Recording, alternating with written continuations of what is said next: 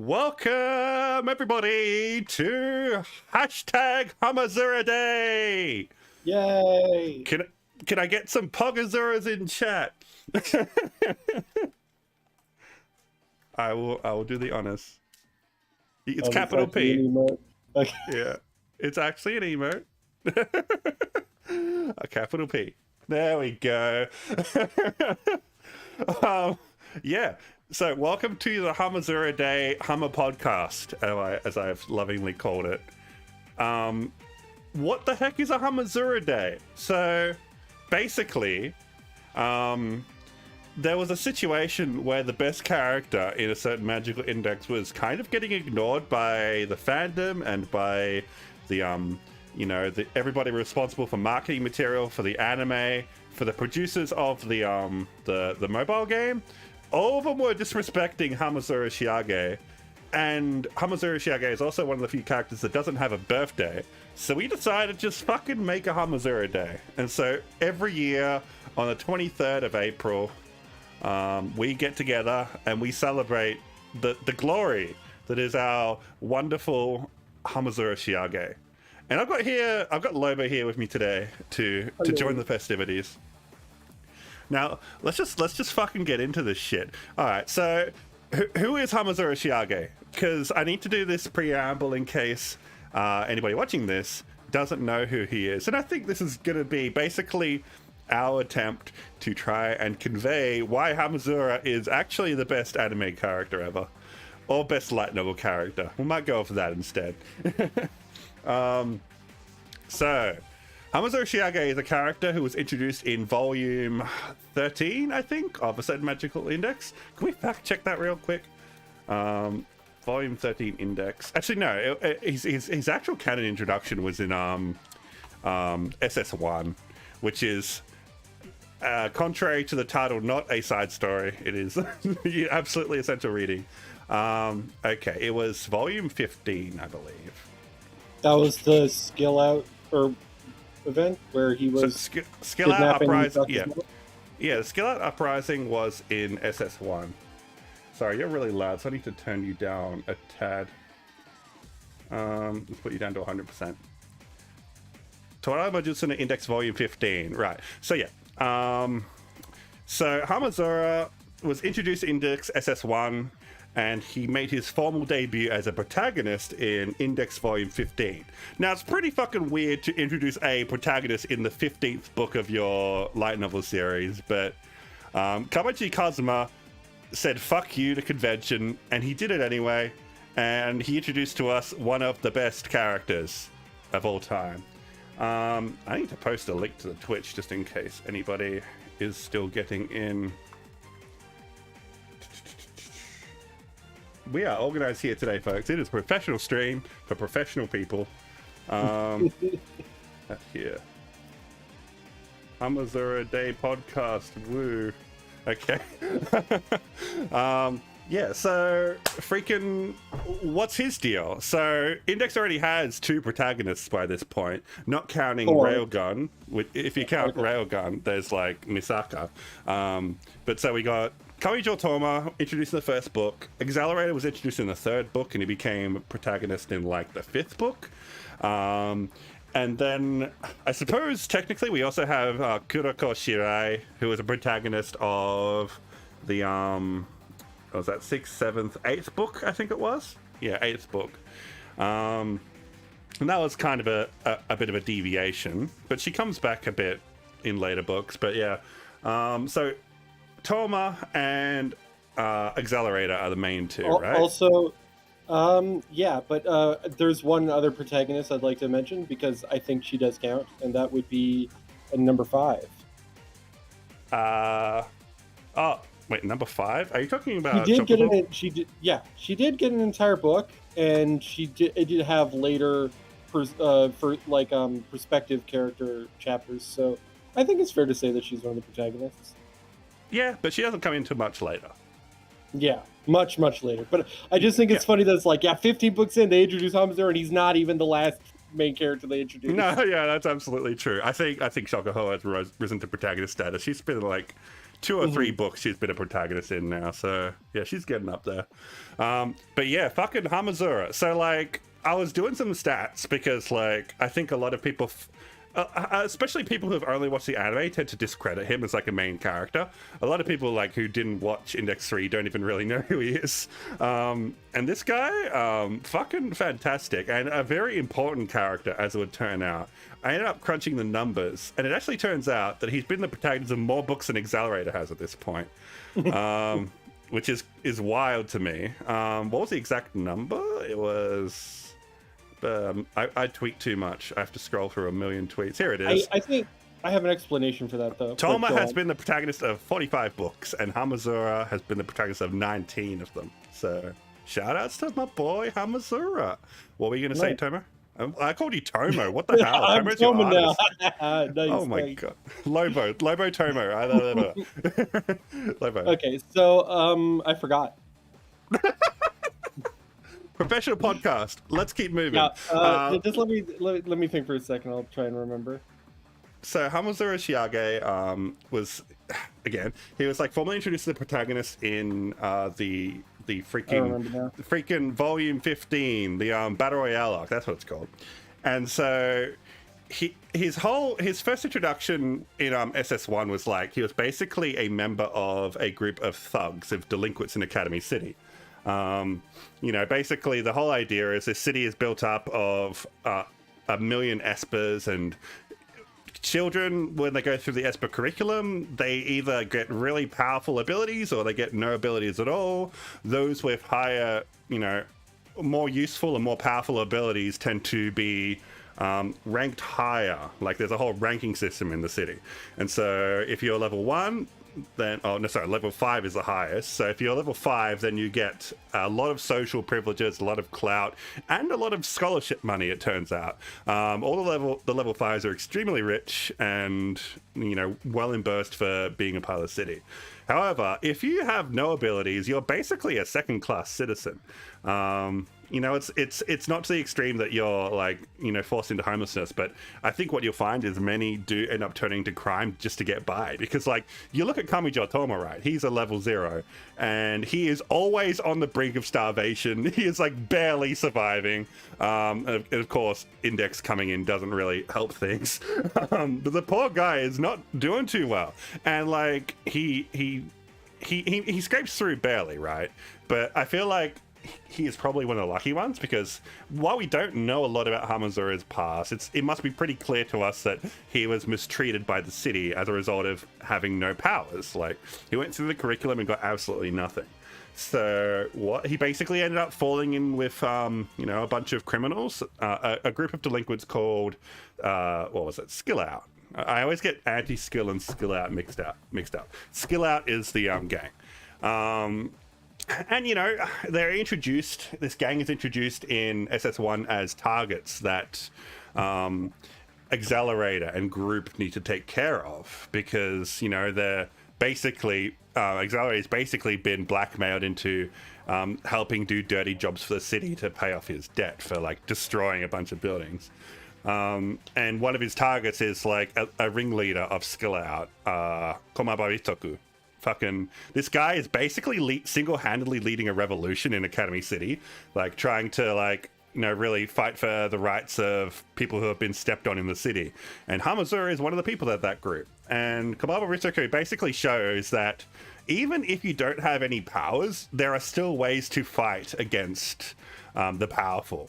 And, you know, bloody inspiration, this guy, but unfortunately in SS1 he ends up being assassinated by Accelerator in a tough battle too. He actually puts up a fight against Accelerator for quite a bit by using chaff to basically interfere with the calculations of his neck thingy, whatever you call it, the electrode, that lets him use his powers. So he almost beats Accelerator, but Accelerator is able to blow the chaff away and end up getting a clean hit on him. So, rip to Kamaba Itoku. This leaves Hamazura in a situation where he is the next in charge. So he's left in charge of Skill Out.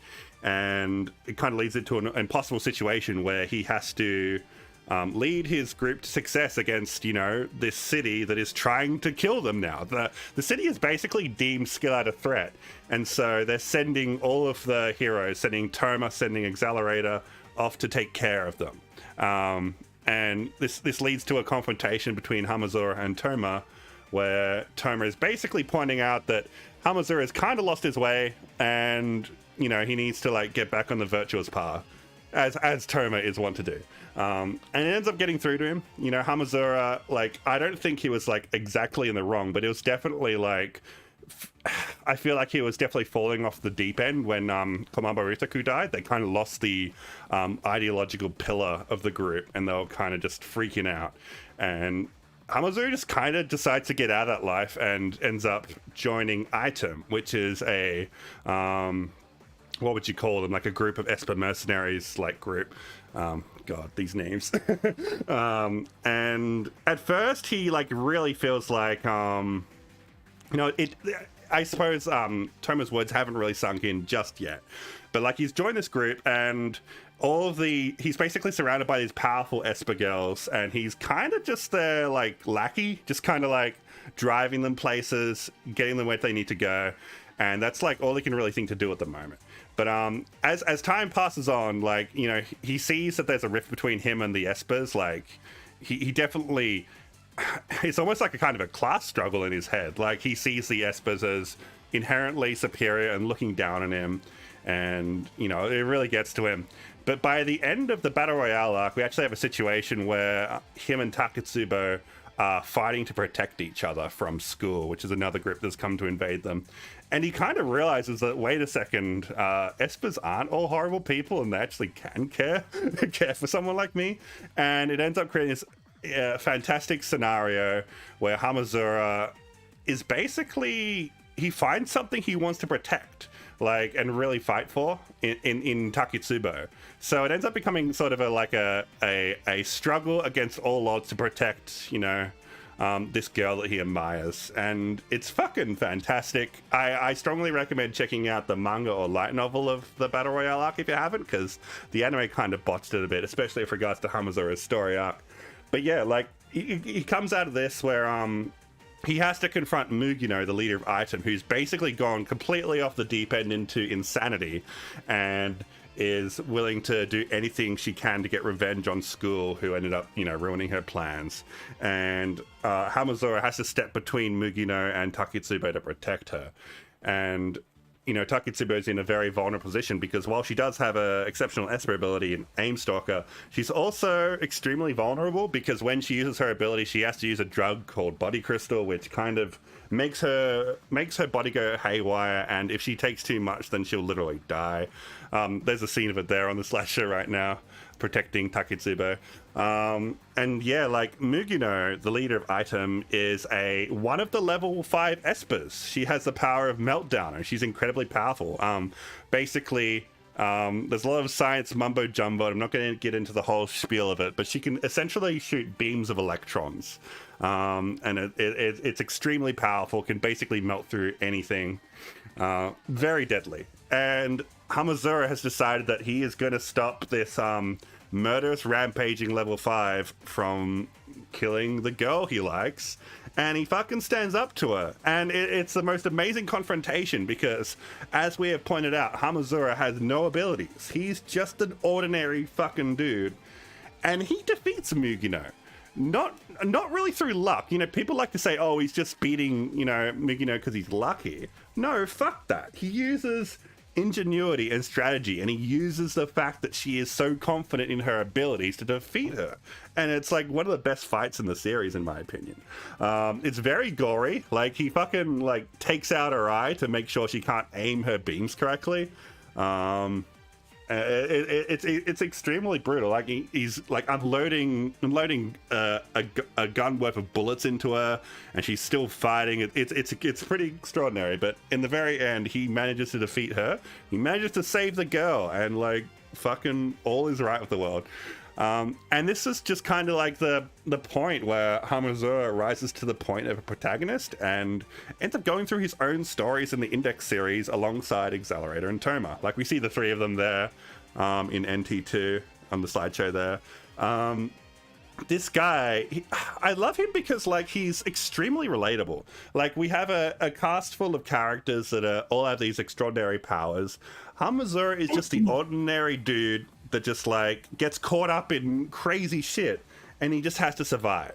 You know, he's not someone who is fighting for any sort of lofty ideals. It's not that Hamazura is winning his fights through luck. That's exactly right, Naoki. He's winning it through strategy. And also incredible, like, willpower and determination to survive. This guy, like, isn't afraid to get his hands dirty. You know, I think that's one point of comparison we can make between Toma and Hamazura.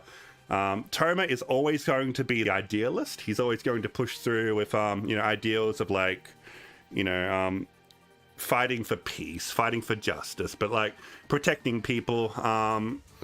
Yeah, it's all very driven by ideals. Hamazura is a lot more simple than that. He fights to protect the people he loves, which ends up being like the remainder of Item and especially Taketsubo. And he'll fucking do horrible things to accomplish that. He'll like, he's extremely brutal. Like he's tortured a bunch of characters in the story just to like, you know, protect his family. He's not against really like horrific methods. But I wouldn't describe him as a badass either. Like he's also like an extreme goofball. Like Hamazura isn't a character that takes himself super seriously. You know, he's always like you just look at all these pictures I put together. He always looks awkward. He always looks like he doesn't know how he ended up in this situation, but he's making the most of it. And I think that's a great way of describing Hamazura in general. Like he's just going with the flow, taking every day one day at a time, and knowing that there's probably going to be some disaster tomorrow because it's fucking Academy City, and they got to deal with that as it comes up. But like, you know, he doesn't have any like extraordinary goals in mind. He just wants to live a simple, peaceful life with his found family, and that's fucking beautiful. I really like attached to this idea quite a lot. You know, I think Toma is very much a paragon of virtue, and I love Toma. I think he's a fantastic character, and like really, you know, paints a sort of path for, you know, how we can sort of approach ethics in our society. I think he's fucking great like that. But when it comes to Hamazura is us. We're Hamazura. We're not fighting for any sort of like you know, lofty ideals. We're fighting for what's immediately in front of us, what we care about most, our community, our family. And you know, if Hamazura sees people that he really empathizes with and relates to, he'll add them to his family. That's like the best part, right? The family is growing. We got Item. We got you know, in World War III, there's that the conflict with Mugino is like reinvigorated, and he has to decide whether or not he can extend his empathy to the person who's trying to kill him and ruin his life. And he does, because he's fucking Hamazura, and he's great.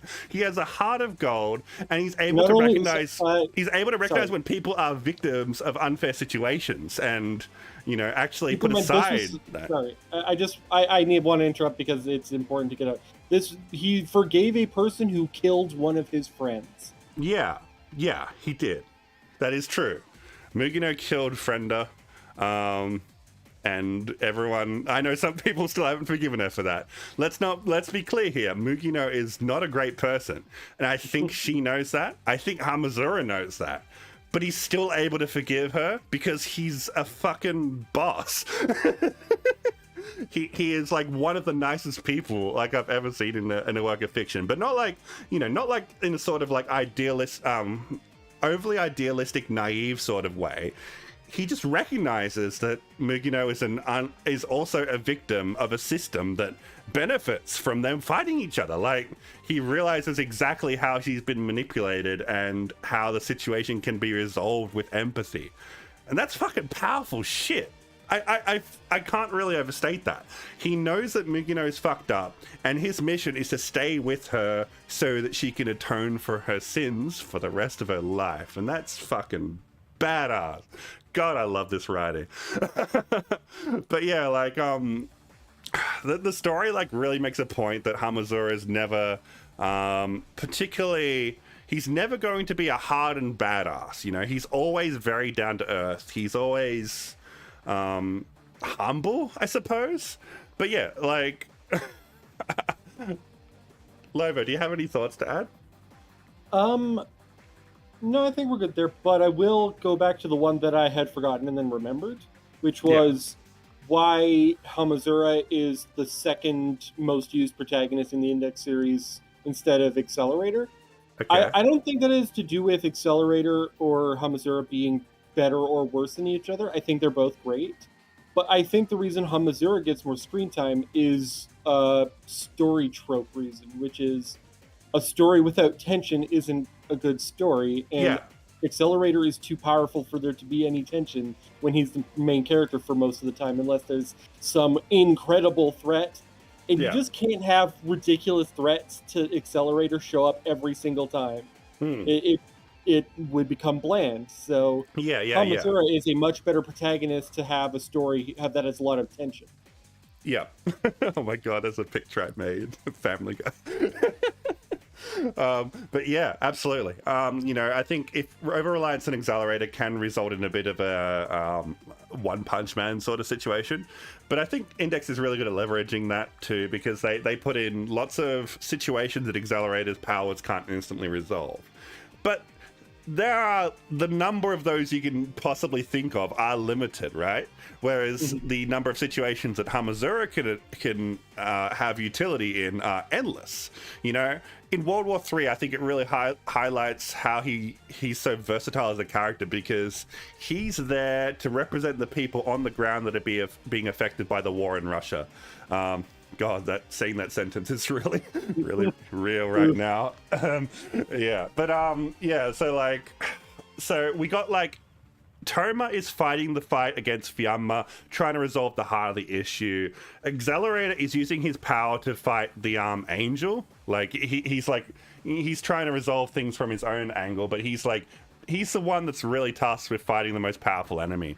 Hamazura is just on the ground helping the Russian people survive. And I love that part of the story too, because it really brings things into perspective, how this huge war is happening between huge monolithic forces of science and magic. But there are people in the middle that are just being affected by this shit, whether they ask for it or not. Privateers are running wild because they can, and ruining the lives of normal civilians. And Hamazura is just trying to protect his girlfriend. He just ends up stuck in the middle of Russia because they ran out of fuel, and he ends up coming in with this town of Russian villagers and protecting them from privateers. And he's the one that gets shit done because he's fucking Hamazura Shiage. He thinks of a way to use landmines that the Russian people had been collecting, and using them as a weapon against the incoming tanks from the privateers. It's a really great part of the series that I think was kind of glossed over in the anime quite a bit, but I fucking loved it in the books. And that's what you get with Hamazura. You get these really personal stakes stories that may not necessarily be the end of the world, but they're still the end of someone's world, and that's where Hamazura really shines. But I suppose he's also versatile because he can also play an interesting role in these world-ending conflicts too, as we kind of see later in New Testament, at the end of New Testament, where he ends up basically negotiating with a fucking demon to try and find a way to help protect his family. He even ends up putting the world at risk to protect his family, and that's controversial move, but I can't hold it against Hamazura, because he's just trying to do what he can to make the most of the situation without just having to fight head on like everyone else is trying to do.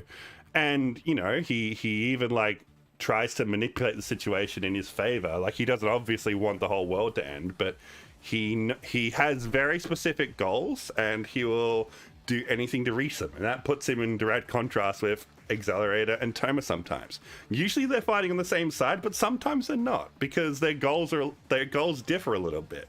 And Hamazura's goals are always deeply personal to him. What a fucking great character. What a fucking shame that the fandom doesn't acknowledge how good this character is. Just because, he's not anime cool. He's not like Accelerator with the white hair and the scowls and the glares and fucking.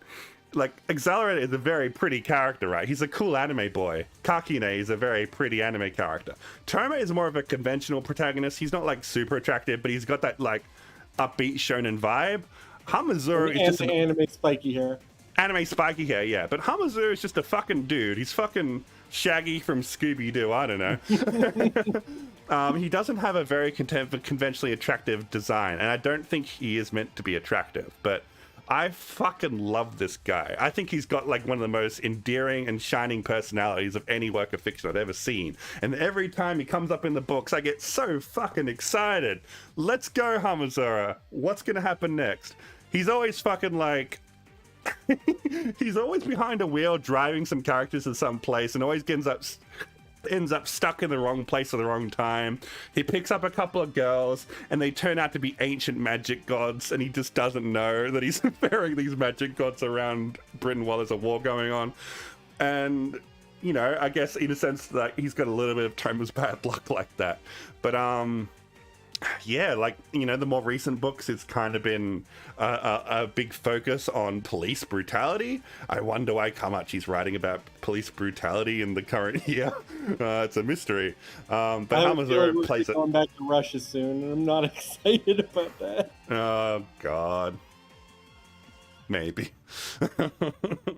But anyway, yeah, and like Hamazura has played a central role in that because he's always been a character that's kind of been anti-authority. You know, he's had his run-in with the police forces of Academy City, and for the most part, he doesn't get along with them. I think like Yomikara is one of the few that he actually respects because, as is shown, people with, you know, level 0 get often mistreated in Academy City, which is certainly not an allegory for anything in the real world. Surely not. Surely not.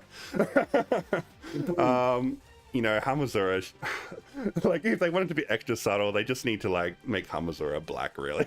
I know a lot of people headcanon Hamazura as black, and I think it makes too much sense. But I guess it is Japan, so that's what we end up with. But yeah, fucking hell. Getting off track quite a bit, but... What are some standout Hamazura moments for you, Lobo? And anybody in chat, I would love to hear your standout Hamazura moment. I forget the one of his interactions, and I forget character names, so apologies for that. But with the resurrected Golden Order girl. Yeah. His interactions Fortune, with her. Dion Fortune. Yeah, Dion Fortune. Because I think up to that point, every single person that he had been interacting with, and I could be wrong on this, he wanted to help, sure, but he wasn't willing to, like, throw everything away to save them, if that makes sense. Like, he was in a precarious, like, for example, in World War III arc, saving the town that he was in. Well, he was in the town because he was trying to get Rico help. Yeah. But like, and they were helping as much as they could. They didn't have the technology or medical advancement, but Academy City did. But they were still helping. So he's like, it's my duty to help them because they have helped me. But Dion was the opposite. Like, Dion didn't really, or at least I don't, like, he just kind of helped her, and they just kind of became friends. Yeah. That's what I mean. That's you know, one of those examples where the family begins to expand to include more people. You know, I'd kind of say we got like Freemiya and we got like Umidori are kind of like, I would consider part of Hamazura's extended family now. And I think Dion Fortune is the most... Right? Pardon? Also, because by extension, number 2 because of Freemiya, right? I'm going with numbers instead of names because I do forget. Sure. Well, Kakine and Hamazura haven't really had much contact. I would love to see more of that. But yeah. And yeah, Dion Fortune was just another character that Hamazura got attached to. Like, and Takitsubo. They both ended up, you know, falling for Dion and really making good friends very quickly. And then when they saw her disappear because the spell ended, they're like, fuck that. We're gonna fucking save her. And it sounded like the most ridiculous thing at the time because we all knew that Dion Fortune was summoned on, you know, limited time. Like, it was very much a very specific ritual at a very specific time to summon the gold. And they're both espers. Yeah. I mean, she, like, yeah, she was on the magic side, and she was like, you know, an ancient historical figure that had been like recreated in what we'll basically call like magic AI. Like, I think that's not a bad comparison. You're basically like recreating a digital version of someone, but we're using magic instead of, you know, computers and shit. All these circumstances make it seem extremely unlikely that she's ever going to come back. But Hamazura and Taketsuba are like, no, fuck it, we're going to bring her back. And that's like so inspiring, just like seeing them like really like go against everything you expect to pull out that outcome. And it's so fucking badass when you see these two working together too. Hamazura and Taketsuba are a power couple, and I'm all for it. You know, sometimes it'll end up in situations where Taketsuba becomes a bit of a damsel and can't really help out much. But there are other times when they're just genuinely fighting by each other's side. I think like that was a real big highlight of NT22 Reverse, where they're both just like helping Toma together. And they both were taking up arms. It was fucking great. I was going to say something. I forgot again. Lobo. Oh my goodness.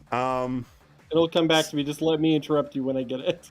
So, like, Hamazura is kind of a meme. I feel like he gets very often overlooked by the fandom and by the production committee.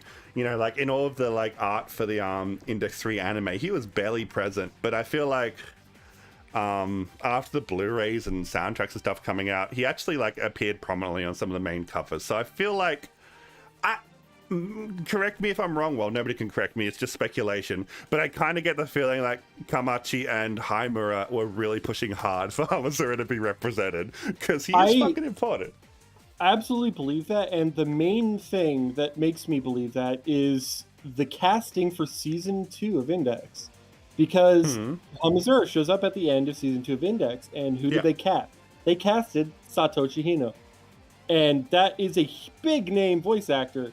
And they had to know, like, this is an important character. We're getting him a good voice. And if when we get another season, this is the voice we're using. Yep. Actually, I was listening to some English dub today, and I actually kind of like his English voice. I don't know who the voice actor is, but it's definitely one of the stronger voice choices in the series for the dub. But yeah. I never got to that part in the dub. The dub bothered me too much because Accelerator just does not do anything for me. Yeah, I think the first season or two is pretty rough, so, yeah. But yeah, yeah. Oh no, I'm forgetting what I was gonna say. But yeah, like marketing. Hamazura isn't a marketable character. I think the anime production committee knows that. You know, like, they were doing like a popularity poll of Index characters for the mobile game, I think it was. Well, I don't know if it was specifically for the mobile game. Might have just been a popularity thing. Hamazura didn't even place top 20. And that makes me so fucking mad. Like, I don't get it. I don't understand what people don't see in this guy. Like, he might actually be the best character. But we have a lot of fucking amazing characters in this series. So if you say Toma's the best character, if you say Accelerator is the best character, I won't disagree. But I won't disagree if you say Hamazura is the best character. Yeah, right? If you say Misaka's the best character, I might disagree with you there. Hot take. Really? Yeah. That's a hot take. Wait, so that means you agree with me on Authenus over Misaka? Oh yeah. Yay! I mean, she's just a better character, but yeah. But I think Misaka's the only character more that's not good is Index. Yeah. Unfortunately. Okay, Anarchy's saying Hamazura moment. Gremlin does a thing in Academy City and Toma doesn't know how to handle the problem, so Hamazura hijacks construction equipment and gets it done. Fuck yeah. Hamazura gets shit done. We love this guy. You know, he's always thinking of creative ways to solve problems too. Like, even like in recent books, he actually ended up using magic, even though, you know, he knows that if he uses magic as an Esper, he has a very good chance of dying. You know, he does it for the sake of protecting his family. It's good shit. You know, it's something very few Espers in the series can say they've done. Fucking Hamazura did it though. Taketsubo too. Like, she was willing to take up magic to protect Hamazura, but it ended up being a trap. But she was willing to do it, and that's fucking awesome. Hamazura is a normal person who uses normal means to solve problems. I mean, yeah, I guess that's a very almost reductive way of putting it. But yeah, Oh no, a person with laser beams shooting out of their hands. I use gun. I mean, right. So like, there's like we got 3 different approaches to solving that problem with the protagonist. Accelerator can just reflect that shit. So like, easy. Toma can like block it with his hand to negate the power completely. Hamazura has access to none of that shit. He can't use power to overpower the enemy. He has to just do it the normal way. Fucking pull out a gun or like use the environment. You know, I think the great part of his battles is he's always using the environment to maximum effect. You know, whatever he's got using around, he uses a weapon. The most recent books, I won't spoil too much, but yeah, the battles he's had with that with the scientist dude, I won't say more than that. Fucking great. And you know, he's always like, the fucking willpower of this dude is fucking incredible. Oh my god. I'm running out of things to gush about. Let's see. I like his relationship with Rico specifically because it gives me hope that maybe before Index ends, Toma might have a significant other, and the story continues past that.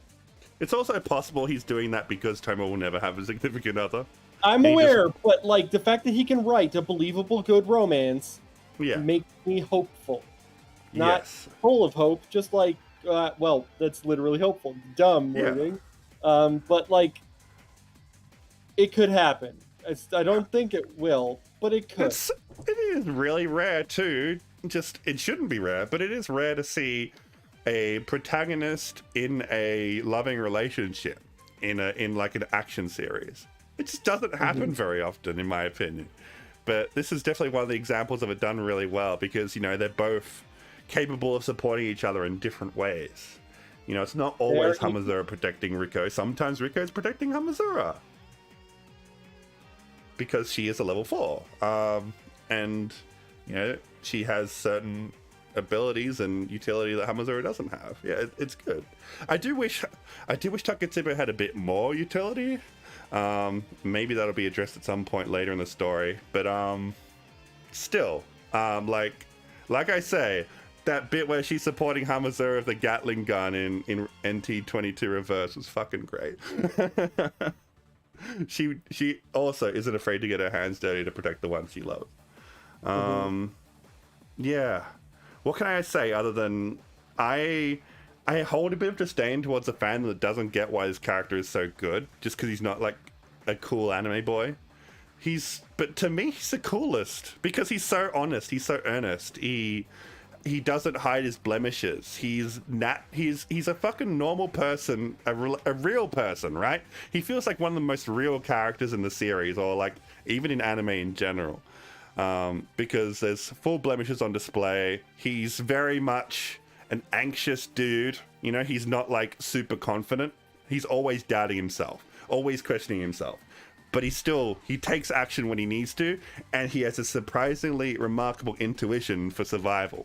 And that just gets him through. It's not through like power or like charisma or anything like that. He's just good at surviving and good at protecting the people he cares about. And the fact that he can face that fear and like still come out the other end is like really admirable, if you ask me, and just part of what really endears me to his character. Oh my gosh. We love Hamazura here, and Hamazura Day is a day of respecting Hamazura and, you know, acknowledging why he is such a remarkable character. If you haven't got into the Index series yet, then, you know, I strongly encourage you to read through because it just gets better and better. And when they introduce Hamazura, it really feels like the package finally comes, like, it finally completes itself. And, you know, it's the 15th book of the series, but there's like 50 books now. So, like, in the grand perspective of things, it's still pretty early days. Yeah. Any I think we're going to wrap this up in a second. So did you have anything else you want to say, Lobo, or did chat have anything they want to say? Nope, I think that was it. Yeah. You are definitely more the Hamazura expert than I. we love Hamazura, and this is Hamazura Day, so shout outs to the best character in a certain magical index.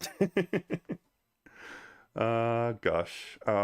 And yeah, I guess the last thing I'll say is just the fights with Hamazura are always so entertaining. You know, I definitely feel myself getting really tired of stories where power is all it takes to win a battle, and like the process of finding out the winner is just a matter of drawing some flashy animations to get to the natural point where the stronger person wins. You know, shonen stories, for example, they always have the protagonist getting stronger so that they can overcome, you know, these situations. Hamazura got nothing of that. He is always the underdog. He's always the David versus Goliath, and I happen to really love stories about underdogs and seeing them overcome seemingly impossible situations with wit and strategy. That's my fucking jam, and I just feel like that's good writing. Like, there's a reason why Kamachi loves writing Hamazura. It's because every scene he's in is endlessly entertaining, and he's such an endearing character that is really relatable and just an inspiration. Yeah, I think that's a good way of putting it. And he also hates cops, so we have no choice but to stand. Except one. Except one. This is And that one shot him. That's true. And maybe leaving the police force. I don't know. Something's going on there. Don't spoil it. Don't spoil it. But yeah, there's something she's definitely questioning. Cop questioning. But yeah, so gosh, thank you everybody for joining the Hamazura Day Hamapodcast. I'm gonna put a VOD up on this on YouTube so people can check it out. Shout outs to Best Boy Hamazura Shiage. Shout outs to A Certain Magical Index, one of my favorite light novel series. And yeah, maybe someday I'll actually do a video essay on this game, but for now you get this unhinged rant. So, thank you once again for joining, and we'll see you next time. Bye-bye, everybody. Bye. The end.